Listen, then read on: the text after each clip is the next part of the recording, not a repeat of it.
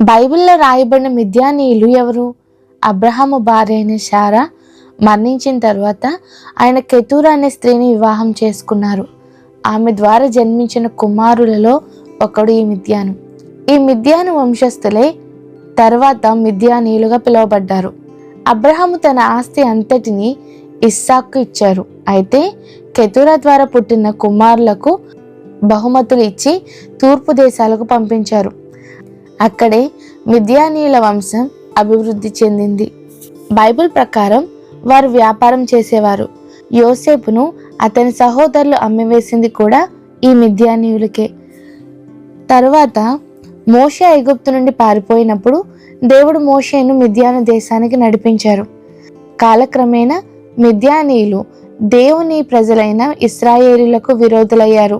వారిపై అనేక సార్లు యుద్ధం చేశారు.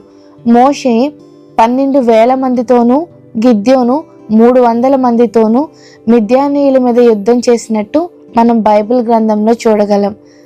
ఆ తరువాత చరిత్రలో మిద్యానీయులు క్రమంగా తగ్గిపోయి ఇతర జాతులతో కలిసిపోయి నెమ్మదిగా అంతరించిపోయారని బైబిల్ పండితులు చెప్తారు.